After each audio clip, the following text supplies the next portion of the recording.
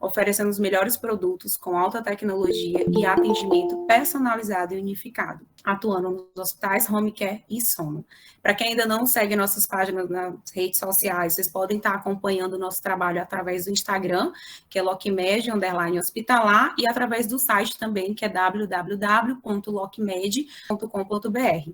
Então, assim, para que a gente possa iniciar hoje, né, a proposta do webinar é trazer uma temática sobre a utilização do alto fluxo, o OptiFlow, em neonatologia e pediatria. Tá? É um recurso que vem sendo amplamente adotado nas práticas clínicas, né, e que durante a pandemia teve, assim, um enorme protagonismo. Então, acredito que será uma noite brilhante, né, no qual iremos esclarecer várias dúvidas para quem ainda não teve contato ou quem deseja, né, implementar no seu serviço. Falando um pouco do nosso cronograma, nós teremos duração de 1 hora para a doutora Graziela Araújo, para que ela possa compartilhar o seu conhecimento. Na sequência dessa apresentação, às 20h30, iniciaremos com a doutora Jucília Menezes, e ao final abriremos para perguntas que venham a surgir e as considerações finais. Então, eu peço a todos os participantes que coloquem as possíveis dúvidas através do chat, para que a gente possa ir administrando. Bom, vou iniciar apresentando, né, hoje nós temos duas ilustres, né, convidadas, referências, né, no segmento em neonatologia e pediatria. Então, hoje eu tenho a honra de iniciar essa apresentação, a doutora Graziela Araújo. Ela é intensivista pediatra, médica da semi-intensiva e UTI pediátrica do Hospital Sírio-Libanês. Eu tenho certeza que será uma noite bastante rica para todos que estão aqui presentes. Tá? Então, boa noite a todos e uma boa palestra. Obrigada, Leívia. Boa noite. Eu estou admirada de ter 70 pessoas na sala. Que legal. Acho isso muito bacana, assim. Obrigada a todos que estão presentes. Numa terça-feira, 7h30 da noite, né? A gente sabe que não é fácil, todo mundo trabalhando. Eu vim aqui compartilhar meu conhecimento com vocês. Um pouquinho, eu estava até olhando aqui e eu acho que a Mari Freitas estudou comigo em Botucatu. Eu acho, se for a mesma pessoa. Mas eu não consegui ver a fotinho, depois ela conta para mim se é ela mesmo. E aí eu vim compartilhar um pouquinho com vocês, eu vou pôr aqui a apresentação, né? Então é um prazer para mim estar aqui, agradecer a LocMed na figura da Leivinha, a Carol na figura da Fischer, para compartilhar um pouquinho com vocês essa questão do catéter nasal de alto fluxo na pediatria. Eu vou deixar a neonatologia para a doutora Jucília, porque eu não tenho tanta experiência em neo, vou aprender com ela um pouquinho aqui. Só para vocês entenderem da onde que eu tô, né, esse momento, eu comecei a usar o catéter nasal de alto fluxo em 2015, fevereiro de 2015. O alto fluxo tinha acabado de chegar no Brasil, em novembro de 2014, com a Fischer, e a gente já começou a usar em fevereiro de 2015, e de lá para cá eu só me apaixonei cada vez mais por ele. A pandemia realmente trouxe o catéter de alto fluxo para a mídia, inclusive, né, para ele muito mais presente, embora a gente tenha trabalhos em adulto, o trabalho mais importante publicado no New England de 2015, então a gente tem 6 anos aí já da publicação. O que eu vou tentar fazer com vocês aqui um pouquinho? Eu vou colocar qual o funcionamento do catéter de alto fluxo, vou colocar, e eu foquei aqui, conversando com as meninas, eu foquei na prática, de como eu faço isso na prática. Então, tem artigos científicos, mas artigos científicos vocês conseguem aí pegar, né? E cada momento vai mudando. Então, eu trouxe alguns meio chaves. E não vou falar não vou falar muito de material, porque o pessoal da LocMed pode mostrar para vocês, para a gente poder focar na prática clínica, tá? Eu não tenho nenhum conflito de interesses, nem com a LocMed, nem com a Fischer. E o que eu vou pedir para vocês, vai ter várias imagens e vários vídeos que eu vou mostrar para vocês. E eu vou pedir que, por favor, vocês não tirem foto nem print dos vídeos e imagens. No final, tem um QR Code para vocês, onde tem todos os artigos que eu usei nessa aula e a aula, tá? Então, vocês também, se não quiserem, não precisam ficar preocupados em relação à anotação. Eu sempre gosto de falar, esse artigo não é muito recente, né? Ele é de 2009, mas ele é um artigo muito claro em relação aos mecanismos de ação do catéter nasal de alto fluxo. Então, o que a gente sabe de teoria? Que quando a gente usa uma umidificação insuficiente, a gente não consegue dar alto fluxo por cânula nasal. Tanto que catéter nasal normal, a gente dá aí 3, estourando 4 litros por minuto de oxigênio na criança.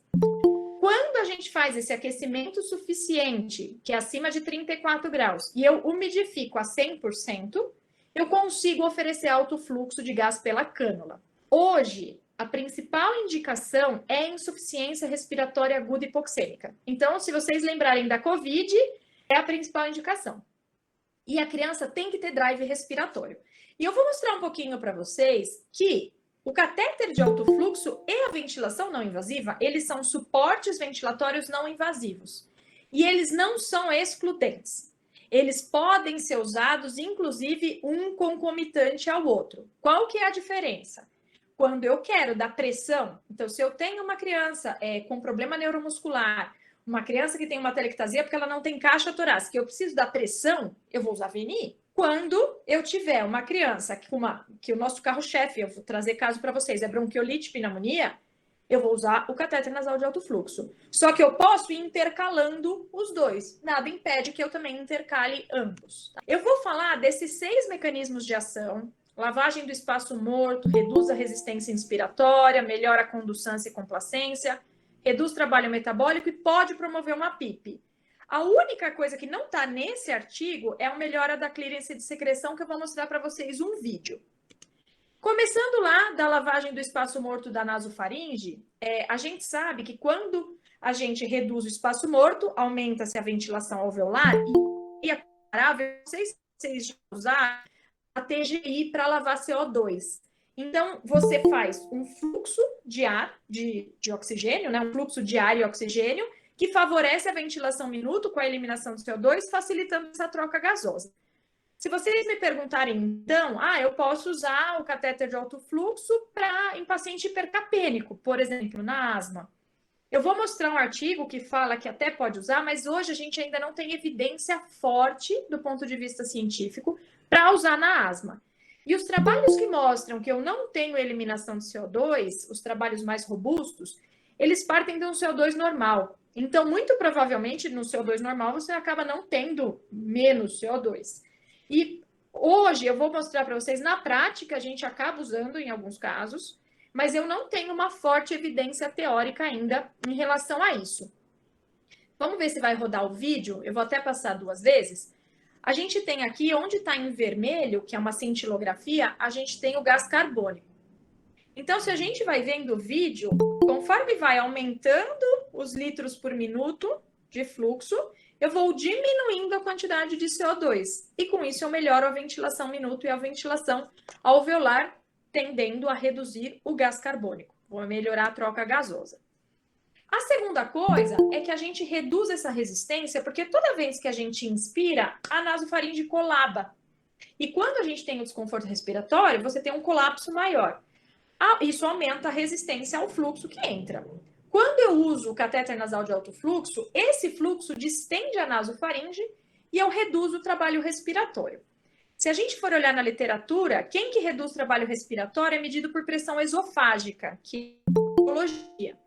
Então, tem esse trabalho de 2017, que eu acho que ele é bem legal, que ele quis dar uma medida objetiva desse esforço, não só com a pressão do esôfago, mas ele fez um produto da pressão, da respiração, da taxa de pressão, que ele falou que era o delta pressão esofágico versus a frequência respiratória.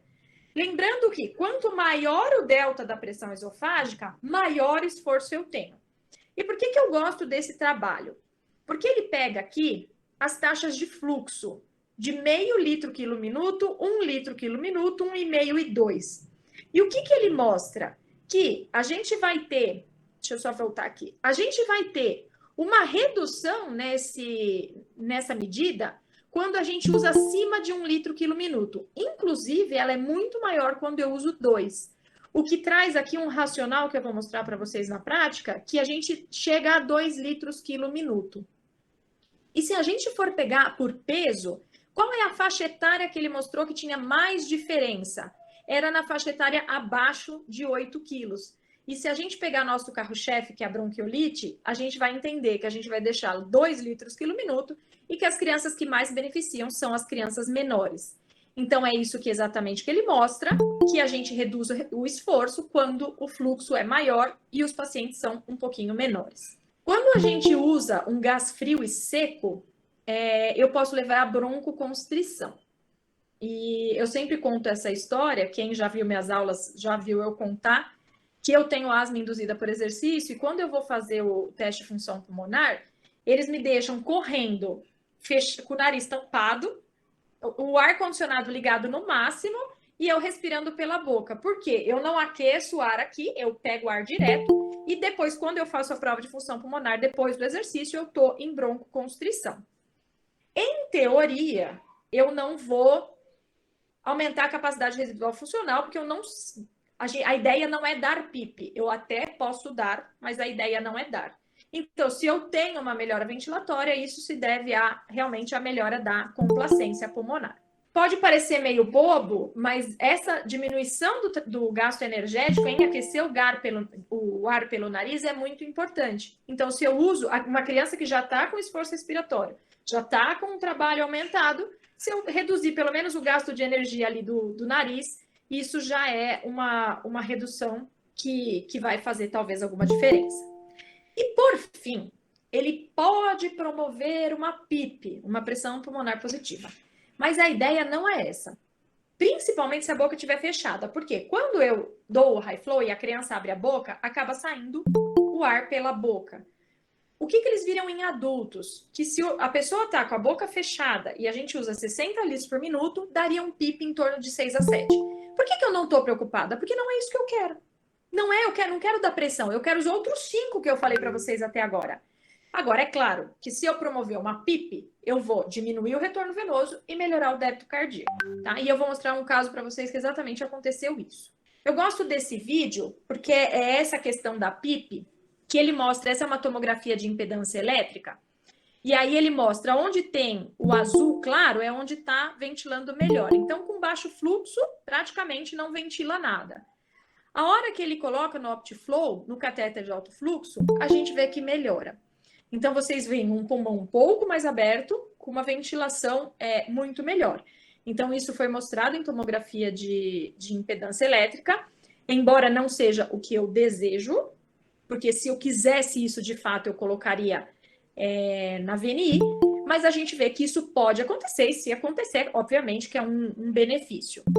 E o último vídeo que eu queria mostrar para vocês é esse aqui, que ele vai mostrar, isso é uma microscopia eletrônica, ele vai mostrar a secreção. E aí vocês vão ver que quando está aquecido e umidificado, a secreção vem mais fácil. E quando está seco e frio, a secreção diminui. Eu vou passar esse vídeo para vocês.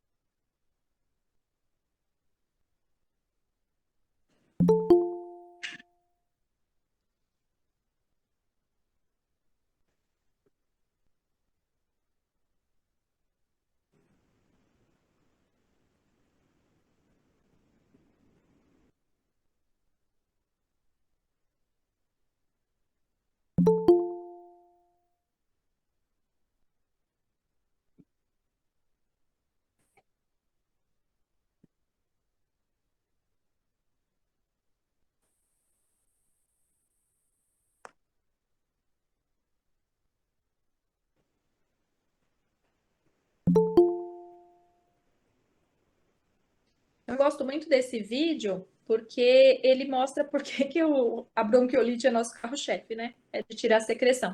Em crianças maiores, às vezes a gente vê até eles reclamando, mas do ponto de vista de saúde, né, médico, físio, isso é maravilhoso. A criança conseguir tirar a secreção. Eu trouxe para vocês o nosso protocolo do Círio, tá? Que é claro que foi montado de acordo com a nossa realidade. Então, só para vocês saberem, o Sírio tem pediatria, tem semi-intensiva e tem UTI pediátrica. As crianças que ficam no high flow, elas podem ficar na semi ou na UTI. E hoje o que a gente percebe é que essas crianças não vão mais para a UTI. A gente já usava VNI para casos de bronquiolite antes do high flow, a gente já intubava muito pouco, nossa taxa de intubação é bem pequena. E depois do high flow, a gente realmente não leva mais essas crianças para a UTI. As crianças que têm bronquiolite, que usam high flow, elas ficam na semi-intensiva. O único lugar que não pode ficar é na pediatria. Mas tem lugares que eu conheço, em Florianópolis tem uma colega nossa, que ela não tem UTI perto, e ela usa o high flow na enfermaria. Vou mostrar para vocês um trabalho que dá para ser feito também, tá? O que a gente usa para insuficiência respiratória leve ou moderada? Tanto se chegou assim, quanto se eu estubei e depois evoluiu dessa forma.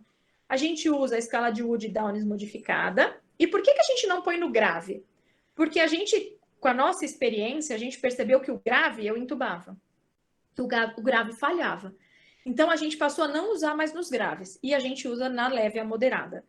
Em criança com suporte paliativo exclusivo ou terminal, para que tenha redução do sintoma de dispneia. E aí, essas crianças não precisam ser levadas para UTI.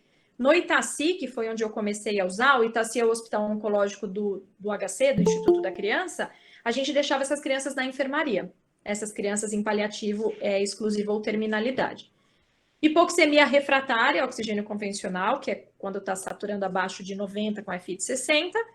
Quando a gente quer desmamar de CPAP ou BIPAP, então a gente vai intercalando. Quando a gente queria desmamar de CPAP ou BIPAP e não tinha high flow, a gente deixava em nebulização, em Venturi. Então isso trouxe para a gente um aparato tecnológico para a gente usar nessas crianças. Suporte respiratório para criança com doença neuromuscular é só, por exemplo, a gente tem muito AMI, e AMI a gente não usa high flow, é só VNI. As crianças não são traqueostomizadas, são todas em ventilação não invasiva. Todas não, tem uma só que não é, os demais são todas em VNI. Mas seria, por exemplo, uma miastenia graves que está descompensada, que eu dando tratamento, ela vai compensar em 24 horas, 48 horas. E a apneia da prematuridade, que embora a gente não seja uma maternidade, a gente só tem UTI pediátrica, muitos pacientes, gestantes adultas com problema, né, seja na gestante ou na criança, acaba nascendo no Sírio. A gente teve 2 esse ano, uma mãe com leucemia e a outra com câncer do trato gastrointestinal. Então, a gente teve essas crianças prematuras. Eu coloquei aqui o score, eu imagino que vocês conheçam, então eu vou passar. A pontuação seria aí de 1 a 7, né, que a gente leva em consideração, e eu só coloquei a escala de Borg, que ela é uma escala de dor de 0 a 10, que de repente vocês podem encontrar em algum artigo. É uma escala de desconforto respiratório. E aí, para as crianças grandes, você poderia perguntar para o próprio paciente, e para as crianças menores, é aí de 1 a 10, perguntar para o acompanhante como que está em relação ao desconforto respiratório. E a gente tem um momento em que a gente coloca pós-extubação profilático. Então, é aquela criança que eu vou estubar e já colocar no high flow, eu nem espero nada.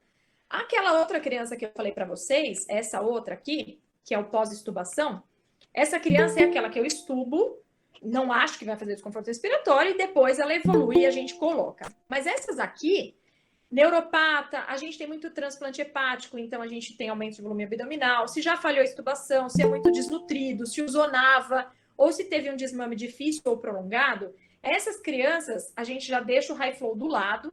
Assim que eu tiro o tubo, eu já coloco essa criança no catéter de alto fluxo. Antigamente, essas crianças eram do protocolo de VNI profilática. Então, agora elas saíram da VNI e elas foram para o catéter de alto fluxo. Quando a gente não coloca de jeito nenhum, eu preciso ter nariz para respirar. Então, se eu tiver atresia de Coana ou não tiver bloqueio da passagem, não dá certo. Respiração bucal, vocês não vão ver na literatura. O que a gente percebeu? Que toda vez que as crianças tinham respiração bucal, eu colocava o catéter no nariz, a criança abria a boca e dizia, não entra ar. Então, a gente jogou alguns catéteres fora, utilizando mínima vez, porque a criança disse que não ficava confortável com aquele suporte ventilatório. Calmou cirurgia de nasofaringe, porque senão, se eu der um ar quente, posso sangrar. Pós-operatório de neurocirurgia com abordagem de base de crânio, pensando aí a mesma da sonda. Epistaxe ativa, porque senão eu vou piorar o sangramento. A epistaxe é uma das complicações que a gente pode ter. A gente teve em únicos 2 pacientes, a gente fez um piloto no HC de 80 pacientes, 2 tiveram epistaxe como complicação, os 2 tinham plaqueta menos que 20 mil. Então, eu não sei se eram crianças que já iriam ter sangramento ou se o catéter de alto fluxo predispôs. Mas a gente usa muito em crianças plaquetopênicas, pós-transplante de medula óssea também. E se eu tiver alguma fístula do trato respiratório, eu não vou mandar para o pulmão e vou acabar mandando para o estômago. Então, eu não vou mostrar para vocês o material. A gente tem lá tanto a base quanto o ervo. Então, a gente tem os dois. O que eu só queria chamar a atenção aqui é que essa aqui é da OptiFlow, né? Agora tem a OptiFlow Júnior, a Júnior 2. E o que acontece? Eles sempre trazem uma tabela de peso, né? Para a gente escolher. O que eu sugiro? Que além de olhar o peso, que olhe a narina da criança, né? Então, eu trouxe aqui que o ervo não dá para usar o prematuro e o neonatal. E eu trouxe essa menina, que era uma menina de 15 quilos. Se vocês forem olhar aqui pela tabela, 15 quilos usaram a cânula verde, a cânula pediátrica, a OptiFlow Júnior, né? Mas olha o que acontece. Essa menina, ela tinha síndrome de Down e ela tinha uma narina extremamente grande. Então, se vocês olharem aqui, ela está usando a verdinha, né? A pediátrica. Então, foram pegar pelo peso, só que o que a gente tinha que usar, com certeza, era uma pedi adulto, pelo tamanho da narina. Como que a gente escolhe? Metade do tamanho da narina. Então, com certeza, essa está muito pequena. Essa criança demorou para melhorar, era uma paciente com pneumonia, ela tinha leucemia e fez uma pneumonia, ela demorou para melhorar, e eu acho que uma das causas, a impressão que eu tinha era que o catéter era pequeno. Por que a gente não trocou? Pelo custo. Tá? Então, a gente acabou não trocando, a durabilidade é de 1 semana, tanto do catéter quanto do circuito, que são os descartáveis, e a gente acabou não trocando realmente pelo custo.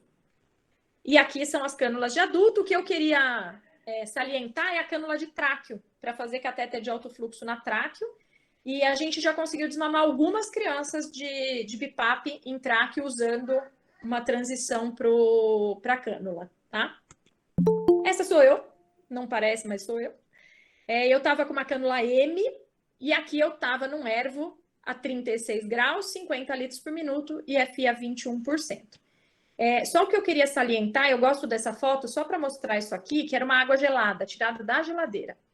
E não foi muito bem, assim, para minha garganta.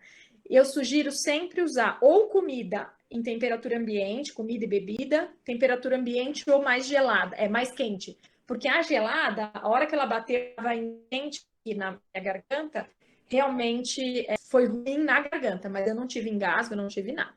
E outra que eu gosto de trazer, essa menina, eu sempre dizia que malformações faciais era impossível a gente usar catéter de alto fluxo. O que aconteceu? Essa menina com essa fenda palatina, ela tinha atresia de vias biliares e ela foi transplantada. Quando eu cheguei no dia seguinte, falaram assim, a gente estubou e colocou no catéter de alto fluxo. Eu falei, como assim? Não é a menina do lábio leporino e da fenda palatina? Ela ficou ótima. Falei, não, até pedi para a mãe para tirar uma foto, porque o que acontece? A mãe estava assim, super agradecida, porque falou que essa menina sempre teve que ficar em VNI, foi na hora que estubou, que colocou, ela fez um desconforto, ela não tinha profilaxia, ela fez um desconforto pós-estubação. E a mãe estava super feliz, porque a menina não precisava de sedar para ficar numa VNI. Então, essa é o que eu falo, não é uma contraindicação absoluta, mas também tem que ver o grau que é da fenda e do lábio leporino. Tá? O que eu queria trazer de evidência para vocês? A Cochrane, a última evidência é de 2014. Eu olhei ou ontem ou anteontem, tem uma de adulto de 2021, High Flow em adulto. Então, eu imagino que vai sair esse ano ou no próximo ano algo em relação ao catéter nasal de alto fluxo. Nessa época, em 2014, tinham poucos estudos. Na verdade, tinha um estudo. E o que eles chegaram à conclusão? De que não tinha evidência quanto à efetividade, mas porque a evidência era baixa. E seu uso era viável e seguro. Então, em 2014, dizendo que o uso era viável e seguro, começaram aí os trabalhos. Então, hoje a gente já tem um monte de trabalho, inclusive randomizado, controlado, e aí o que a gente precisa é ver o que vai acontecer aí na próxima revisão. Eu gosto dessa revisão sistemática, que é de 2020, né? Em relação ao suporte respiratório de paciente com bronquiolite, foram 821 artigos, sobraram 7 para revisão sistemática. E o que eles concluíram? Que o catéter nasal de alto fluxo é um modo de suporte ventilatório seguro, né? Entre o catéter nasal de O2, o catéter simples, e o CPAP nasal. Ele é apropriado como terapia de resgate para criança com bronquiolite que não respondem a catéter nasal de oxigênio. E mais estudos são necessários. Por que eu gosto dessa segunda frase? Eu vou mostrar um estudo para vocês, que é esse aqui, que já era o próximo, em relação a custo-efetividade. É o único trabalho que tem em relação a custo-efetividade, pelo menos que eu tenha visto, e ele foi feito em PS ou enfermaria, porque é na Austrália, porque não tinha UTI nesse lugar. Então, eles pegaram pacientes com bronquiolite que usavam catéter de oxigênio normal, o catéter simples, e o catéter nasal de alto fluxo. A mediana de idade era de 5 a 6 meses e essas crianças estavam em PS ou enfermaria. O que ele viu? Que foram 100 pacientes de cada lado. Se a gente pegasse os pacientes que usaram catéter nasal de alto fluxo, 14% falhou. O que é a falha? É não melhorar do desconforto respiratório. 33% foi no grupo de oxigênio estándar. Então, aqui, só nessa falha, já tem o que o catéter de alto fluxo seria melhor. Das crianças que falharam no catéter nasal, 61% fizeram um crossover para o catéter de alto fluxo. E aí, o que aconteceu? Não houve diferença depois que colocou no Hi-Flow, o número de crianças que foi para a UTI foi o mesmo. Mas o que eu acho mais interessante foi que essas crianças estavam usando 1 litro quilo minuto de Hi-Flow. E quando elas foram para a UTI, ou elas foram para o CPAP, ou elas foram aumentado o fluxo para 2 litros quilo minuto, que é o que a gente usa hoje. E o que eu acho mais interessante é essa tabela. Não são mais esses valores em reais que eu não atualizei, mas era só para ter uma ideia. Se a criança chegasse e eu só deixasse no catéter de oxigênio e esperasse a evolução e mandasse para a UTI, custava 300 mil dinheiros australianos. Se eu colocasse essa criança direto naquele do catéter nasal de alto fluxo, 135 mil. Mas as crianças que gastavam menos eram aquelas que eu colocava no catéter de oxigênio. Se elas não respondessem, eu colocava no catéter de alto fluxo. E aí, esse protocolo a gente implantou na UPA do Vila Santa Catarina, que é um hospital público de São Paulo, mas ele é OS do Einstein. E aí, o que a gente fez? Exatamente isso. A criança chegou com bronquiolite, a gente vai colocar no catéter nasal, vai fazer a fisioterapia. Se não melhorar, ela vai para o catéter de alto fluxo. Esse foi o fluxo que mais foi financeiramente viável para o catéter de alto fluxo, e ele é seguro e pode prevenir transferência para UTI, embora não tenha reduzido o tempo de oxigênio-terapia. Eu gosto de trazer esse de asma, embora ele seja com um número de pacientes pequeno, né, que são 69 pacientes, ele coloca que 39 foram para o high flow e 30 pacientes usaram ou não reinalante ou catéter nasal. Ele teve pouca falha desses 39 pacientes, sendo que um foi para VNI e um teve um pneumotórax. E o que ele viu? Essas crianças, elas eram mais graves, que iam para o high flow, então elas tinham um PIN2 que eles usaram como indicador prognóstico de mortalidade maior, uma saturação estatisticamente menor e mais acidose respiratória.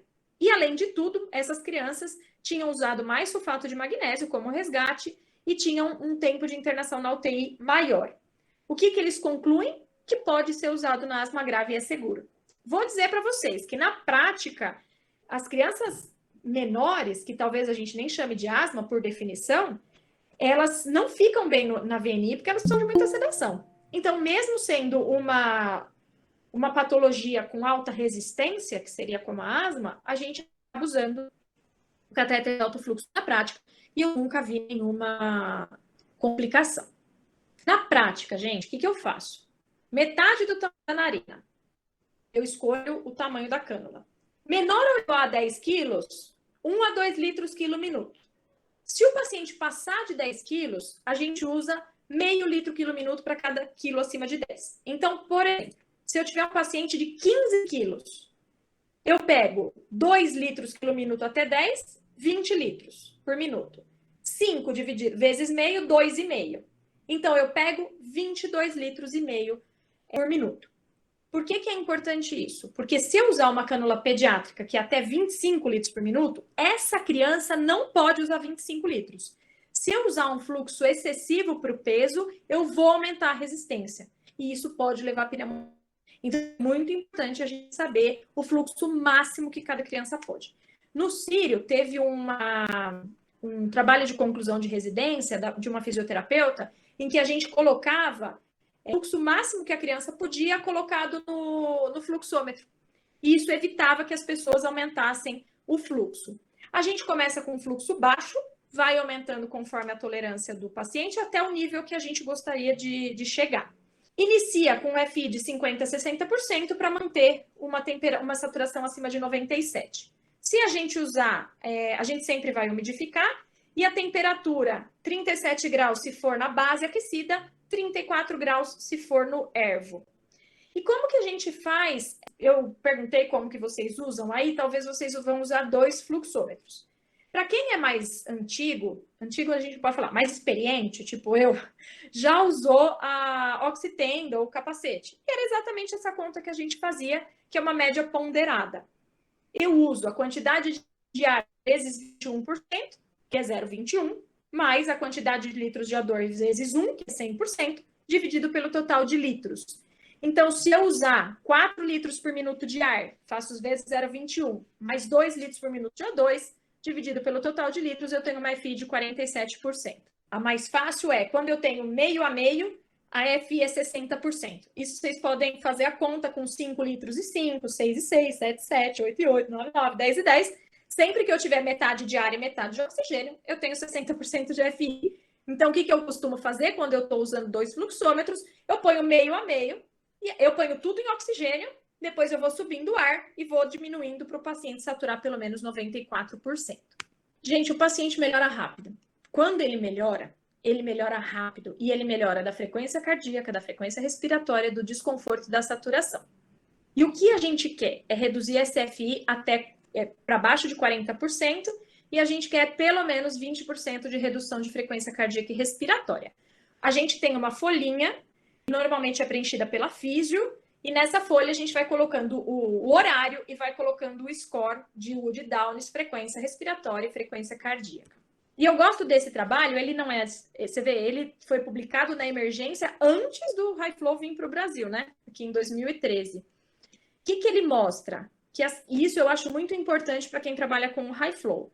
Porque embora eu ache uma terapia sensacional, que não dá mais para ficar sem na insuficiência respiratória pediátrica, eu tenho que saber na hora que ele não deu certo. Porque tem trabalho em adulto que mostra uma coisa um pouco óbvia, que se o paciente tinha indicação de intubar e eu não intubo, aumenta a mortalidade.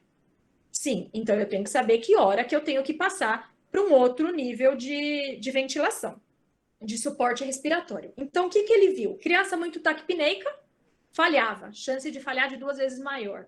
Criança com acidose respiratória, também 2,5 vezes chance maior de falhar. E diagnóstico de bronquiolite foi protetor, com odds ratio de 0,4. Então, se eu tivesse uma bronquiolite, se eu colocasse no high flow, a chance de falhar para intubação era menor. E o que ele mostra nesse gráfico, que eu acho sensacional, é que a maioria das crianças melhorava em 4 horas. Você poderia ter uma melhora até 12, mas depois disso a chance de você melhorar era muito pequena. Então, fiquem atentos. Colocou no high flow, fica do lado. Esse paciente tem que melhorar nas primeiras horas que a gente colocou o high flow. Se não melhorar, a gente tem que ver o que está acontecendo. O que a gente pode... eu vou só falar esse aqui, que é muito parecido. Ele também viu fatores preditores, agora de 2018, 5 anos depois daquele. O que ele viu? Que se o paciente chegasse saturando mal, com uma baixa relação saturação FO2, se tivesse acidose respiratória e se tivesse queda dessa relação na primeira hora, era a maior chance do paciente não responder. O que mostra que se ele já tem uma acidose respiratória, ele mostra que o paciente já está num grau de insuficiência respiratória que não é leve e moderado, muito provavelmente é grave. E se não houver, o paciente não melhorar ou piorar, a gente pode fazer um raio-x para ver se não tem um pneumotórax. Eu nunca vi pneumotórax, assim, nesses 6 anos e meio aí que eu uso High-Flow, eu nunca vi pneumotórax. E reavaliar o que a gente vai dar de suporte ventilatório. Uma coisa que eu gosto de frisar, se vocês forem entubar, então o paciente não melhorou e foi entubar. Se você tiver numa VNI, não tem como eu entubar com a VNI.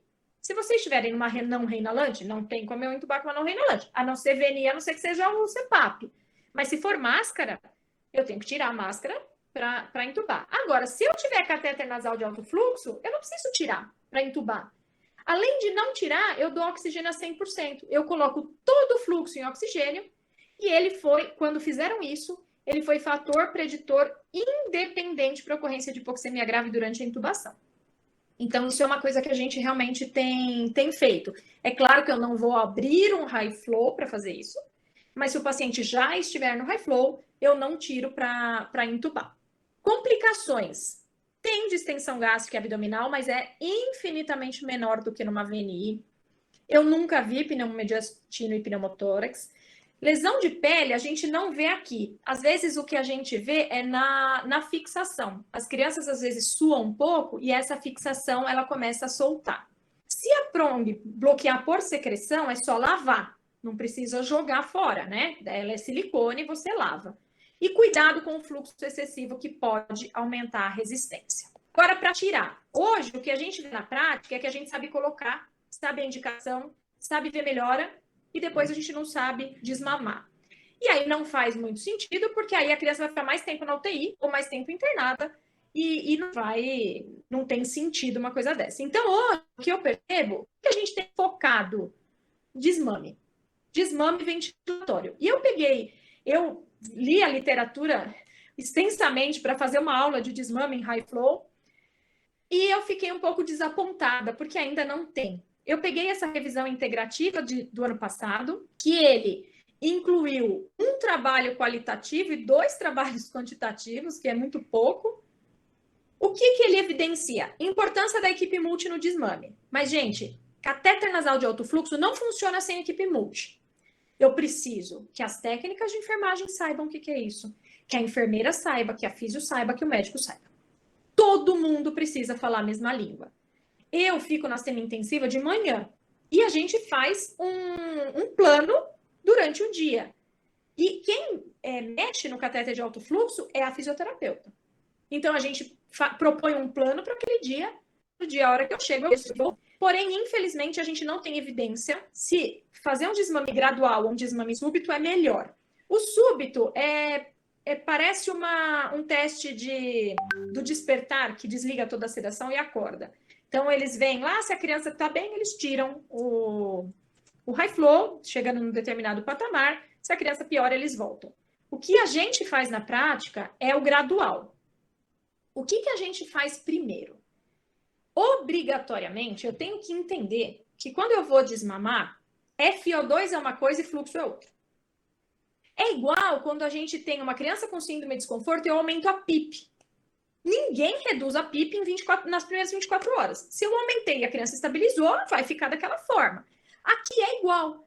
Então, a ideia é, a FO2, vocês podem reduzir a hora que vocês quiserem. Coloquei e a criança está saturando bem.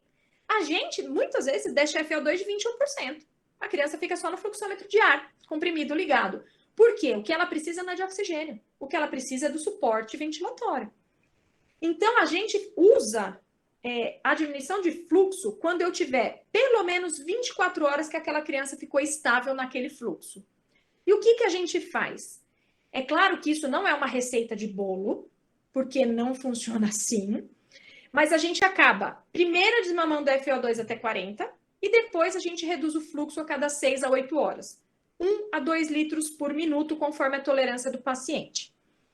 Muitas vezes a gente não precisa passar para outro oxigênio quando a gente tira, e a gente costuma fazer um catéter de baixo fluxo. Por quê? Porque a gente percebeu que muitas crianças melhoram com ar umidificado e aquecido.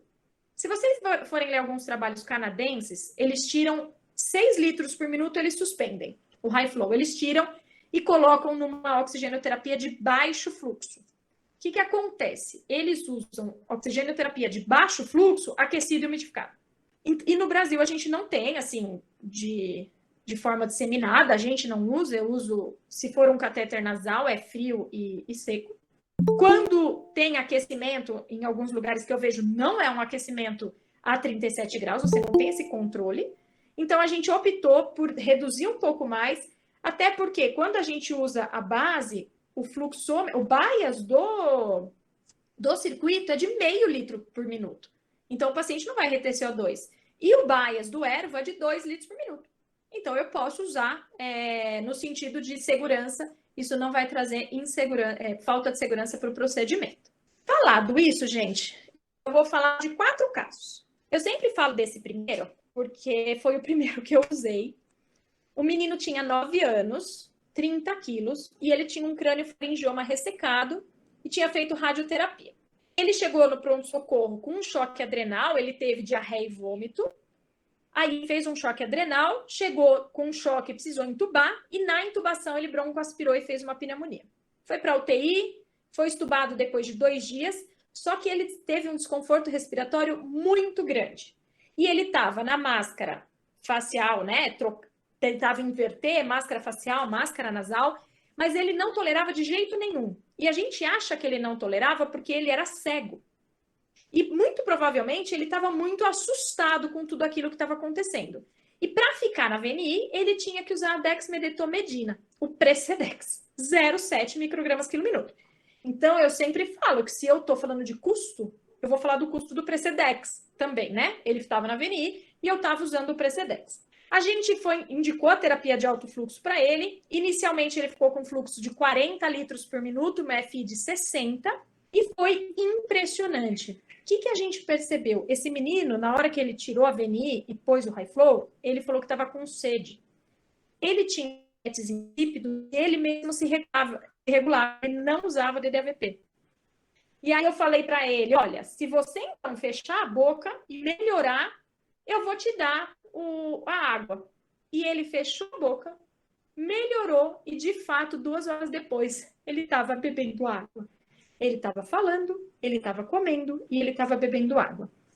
Depois de 4 dias, a gente começou o desmame e aí a gente realmente patinou na retirada, a gente demorou para tirar e depois de 3 dias ele foi de alta para a enfermaria, então ele ficou 1 semana na UTI e mais 2 dias até ter alta hospitalar. E a gente conseguiu colocar o catéter de alto fluxo no HC.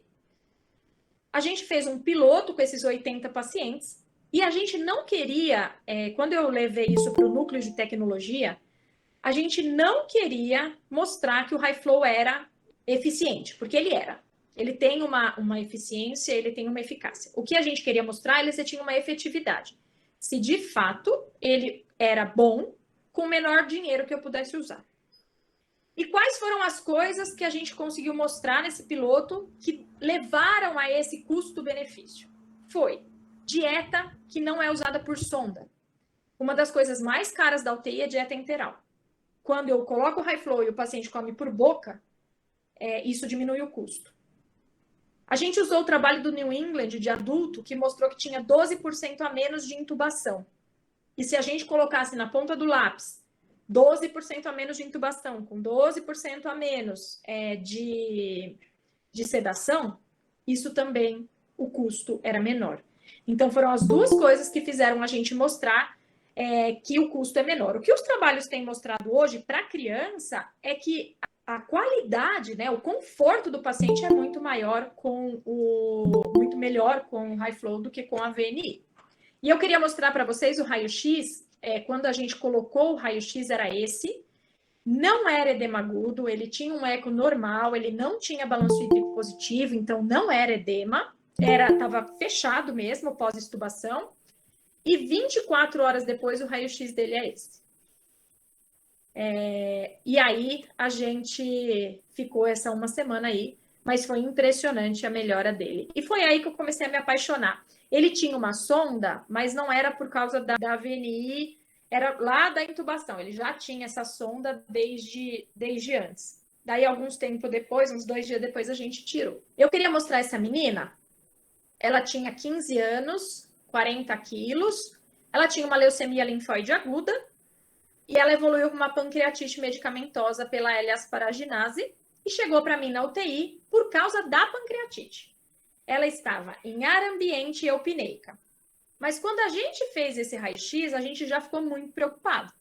Porque esse raio-x já tinha essa pneumonia e ela já estava com o antibiótico. O que aconteceu 3 dias depois? Essa menina evoluiu com uma ela foi piorando, ela foi para o catéter de oxigênio, aí ela foi para a Venturi e depois ela foi para a VNI. E ela estava bem cansada. Com esse raio-x, a gente colocou ela no catéter nasal de alto fluxo, 30 litros por minuto, com uma FO2 de 50%. E esse é o raio-x dela 3 dias depois. É óbvio que ela estava tratando a pneumonia e a pancreatite. E esse é o raio-x dela 6 dias depois. Essa aqui é ela, né? Quando a gente suspendeu. Essa é ela tirou uma foto comigo. Depois de umas 2 semanas, ela voltou para a UTI, para uma outra infecção. E ela dizia assim: eu quero aquele do nariz, aquele que me faz respirar melhor. E era interessante que não tinha indicação pulmonar de usar. Mas ela, de fato, falou que se sentia melhor em usar aquele catéter. E a gente tirou uma foto também, porque eu tinha dado esse lenço para ela, que ela adorava lenços. Essa menina, ela é uma criança mais do nosso dia a dia. Uma menina de 3 meses, 4 quilos, com uma bronquiolite, com uma história muito típica. 2 dias de tosse, febre e coriza, que chegou no hospital com esse raio-x e foi colocada na VNI com uma prong nasal. Nesse momento, ela estava em EPAP de 8, EPAP de 15, com uma FO2 de 30%. O que aconteceu no 5º dia de história, né? 3 dias depois, essa menina piorou muito, atelectasiou, estava extremamente cansada e foi colocado no high flow. Por que não colocou de cara? Porque era uma época que não tinha high flow. Na verdade, a gente tinha no Itaci, que era o Hospital de Câncer, mas o HC não tinha. E aí eles me ligaram nesse dia, falaram: Gra, pelo amor de Deus, você não pode. E a gente tinha no Itaci, porque era uma doação. E foi doado para o Hospital do Câncer. Então, em teoria, eu não poderia dar, só que eu tinha sobrando esse catéter e eu mandei para eles. E a gente colocou 2 litros quilo minuto. Essa criança já estava com uma sonda, porque ela estava no CPAP nasal, e a colocou com uma FI de 50%. 48 horas depois, já estava com uma FI de 40%. Então, vocês veem que o fluxo não estava reduzido. A atelectasia já tinha melhorado, o pulmão esquerdo também já estava aberto. E mais 2 dias o raio-x era assim, quando a gente suspendeu o raio-flow e ela foi de alta. E o último caso que eu quero mostrar para vocês é dessa menininha. Ela tinha 3 anos, 15 quilos, e ela tinha uma púrpura trombocitopênica trombótica congênita. Ela fez o diagnóstico, ela já tinha tido algumas crises, mas ela fez o diagnóstico nesse momento. E ela foi para a UTI porque ela fez uma insuficiência renal aguda dialítica. Evoluiu com hipertensão arterial sistêmica. Ela usava 5 antihipertensivos, 2 EV, 2 endovenosos e 3 via oral. E o que aconteceu? A gente estubou, porque ela já não tinha mais nenhuma alteração pulmonar, e ela estava com um catéter de diálise jugular, e ela arrancou o catéter de diálise. Isso era numa noite. A nefro já estava pensando em diminuir a diálise dela, só que não era naquele momento, então foi tentado dar diurético. Quando eu cheguei na manhã seguinte, ela estava com este raio-x. Extremamente cansada, com uma insuficiência respiratória e com raio-x de congestão. O que acontece? Eu não queria entubar ela de novo porque era água. Se a gente desse diurético ou fizesse nova hemodiálise, ela ia melhorar. E, de fato, ela começou a responder com diurético e eu coloquei ela no catéter de alto fluxo. E vocês vão ver que, assim, esse catéter, ele foi um pouco grande para ela, porque vocês veem que está ocluindo a narina inteira praticamente aqui. Isso foi, esse vídeo que eu vou mostrar para vocês, foi mais ou menos 1 hora depois que eu coloquei ela no catéter de alto fluxo. Mas a gente só colocou esse catéter porque era o que a gente tinha, a gente não tinha outro.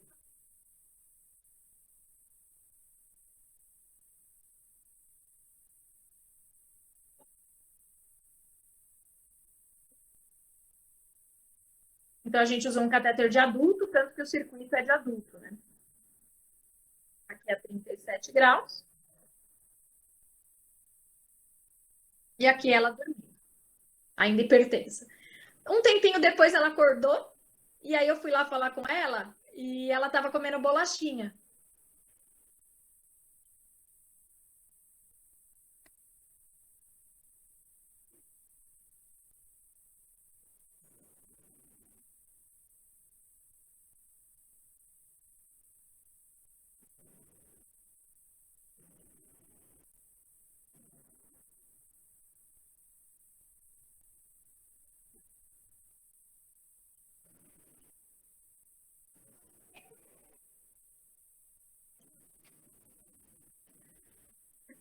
Ela nessa época ela estava bem abstinente, e a gente brincava bastante. E o pai dela ficou impressionado porque ele passou a noite com ela um pouco cansada e de manhã realmente ela dormiu.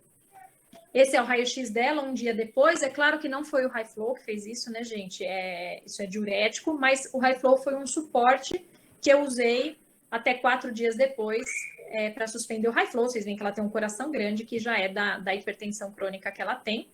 E esse aqui é o dia que ela foi embora, e aqui o dia que ela veio visitar a gente no ambulatório. Se vocês quiserem apontar a câmera aí pro QR Code, esse é da Fischer, ele é do Ervo, ele mostra bastante coisa de adulto, mas a gente consegue usar para pediatria também. Então, eu vou deixar um tempinho aí para vocês conseguirem pegar. Não sei se alguém está com alguma dificuldade. E aqui é o QR Code que tem a aula, tem todos os artigos que eu usei. E eu sempre gosto de falar essa frase, que catéter de alto fluxo, embora eu seja muito fã, o CAF não é mágica, né? Ele é uma alternativa e a gente tem que ficar à beira do leito. Não pode achar que eu vou colocar o catéter de alto fluxo e tudo vai ficar bem, né? E sair. E era isso, gente. Oi, doutora Graziela. Bom, primeiramente, né, parabenizar pelo excelente trabalho que a senhora vem realizando. Eu acredito que na sua fala, assim, foram perfeitas as colocações, tenho certeza que conseguimos esclarecer bastante dúvidas, né? Acredito que tanto tem profissionais aqui que já têm serviço, como outros que ainda vão ter o contato, então acredito que deu para nortear essa palestra, então só desejar parabéns, tá? Para quem não estava no início, informei que vamos iniciar agora em seguida a palestra da doutora Jucília, e que ao final nós iremos abrir, tá, para as possíveis perguntas que vier a surgir. Já vi que tem algumas perguntas no chat, então, caso vocês queiram, podem abrir o chat, coloquem as dúvidas, tá? Que ao final a gente vai esclarecer, ok? Então, vamos seguir, dando, né, continuidade à nossa programação, tá? Vou fazer a apresentação agora da doutora Jucília. Para quem não conhece, a doutora Jucília Menezes, ela é professora adjunta de pediatria da UFPE e coordenadora clínica da UTI neonatal do IMIP, Pernambuco, coordenadora de ensino e pesquisa do Hospital da Mulher do Recife. Então, doutora Jucília, seja bem-vinda. Passo a palavra para que a senhora possa também contribuir, falar um pouco da sua experiência, sua abordagem, mais no âmbito agora neonatal, tá? E caso vocês tenham dúvidas, mais uma vez reforçando, coloquem no chat. Então, desejo uma boa noite e um bom evento. Passo a palavra, doutora. Tá bom. Boa noite a todos. Eu queria agradecer principalmente a Leivinha e a meu amigo Valdenício, que me introduziu o alto fluxo lá no INIP. E quero muito agradecer ao convite de participar. Parabéns, Graziela, muito ilustrativa, excelente sua aula, aprendi muito e vi a bagagem que o alto fluxo tem em pediatria, enquanto é bem diferente do que na neonatologia. A gente não tem até agora essa bagagem toda que a pediatria e que o adulto tem. Então, eu vou mostrar o que a gente pode fazer e as indicações e como a gente trabalha com o alto fluxo. Deixa eu só compartilhar. Tá ok? Ok, doutora. Bom, então a gente vai falar sobre a terapia de cânula de alto fluxo no recém-nascido prematuro, não tenho nenhum conflito de interesse, e vou falar um pouco da nossa experiência lá do IMIP. Eu acho que muitos dos que estão assistindo devem ser fisioterapeutas, e de antemão eu quero agradecer imensamente a fisioterapia respiratória, que para mim é meu braço direito dentro da UTI, que anda comigo sempre, que através desse união com a fisioterapia foi que a gente conseguiu instalar, entender o funcionamento do alto fluxo, e a gente passou a usar na neonatologia. Dentro da medicina intensiva neonatal, esses são os nossos 6 principais problemas dentro das nossas unidades, né? A infecção, a hemorragia intracraniana, a morte, obviamente, a enterocolite e a retinopatia da prematuridade. E vocês veem que nessas 5 aqui, todas com o decorrer dos anos, obviamente com a melhor assistência perinatal e dentro das UTIs neonatais, nós temos uma queda, algumas mais significativas do que outras. No entanto, a broncodisplasia pulmonar, né, ela se mantém em a sua incidência, mesmo com todas as novas tecnologias, conhecimento, etc., a gente ainda não consegue reduzir a incidência da broncodisplasia dentro das nossas unidades neonatais. E um dos pilares para tentar reduzir essa broncodisplasia é porque a gente sabe que a broncodisplasia é uma injúria pulmonar. E com o uso da ventilação mecânica, que é o nosso grande causador dessa injúria pulmonar, a gente só vai conseguir diminuir os índices se a gente conseguir diminuir a injúria pulmonar através de uma redução da ventilação mecânica. E isso tem acontecido significativamente nos últimos anos com a ventilação não invasiva assumindo, invadindo cada vez mais as unidades de terapia intensiva. E digo não só neonatal, mas a gente vê essa tendência nas UTIs de adulto, nas UTIs pediátricas, principalmente na UTI neonatal, onde foi bastante significativo a sua chegada. No entanto, como Graziela falou, a ventilação mecânica ainda tem as suas indicações e a gente não pode substituir a ventilação mecânica por uma ventilação não invasiva. Não. Cada um tem as suas indicações, né? Bom, e dentro da ventilação não invasiva na UTI neonatal, nós temos um grande CPAP, que é o nosso grande carro-chefe, temos a VNI, também chamada de NPPV, e temos também agora o alto fluxo nasal. Lembrar também que essas formas podem ser feitas de uma maneira sincronizada, não sincronizada. E e com o recém-nascido, as grandes indicações de suporte ventilatório é exatamente suporte ventilatório inicial, pós-extubação e nas apneias. São os pilares das causas de necessidade de suporte ventilatório nesse período neonatal. O CPAP entrou muito pesado, né? Hoje em dia, todo mundo faz o CPAP, a gente teve a curva de aprendizado, nós aprendemos, está bem estabelecido na literatura, é realmente o pilar do suporte respiratório não invasiva para os nossos prematuros, como também para os nossos termos, né? Nós também utilizamos muito. As meta-análises mostram, com as revisões sistemáticas, que ele, adequadamente feito, conseguiu reduzir a incidência de broncodisplasia. Na realidade, reduziu um pouco a incidência. O que ele trouxe mais foi que ele reduziu a incidência da gravidade da broncodisplasia. Então, hoje em dia, a gente não vê mais aqueles broncos displásicos graves como a gente via antigamente. O que tem hoje em dia dentro das unidades são as broncodisplasias leves, mas que são pacientes dependentes de O2 e, principalmente, vão ter sua morbidade respiratória durante a infância.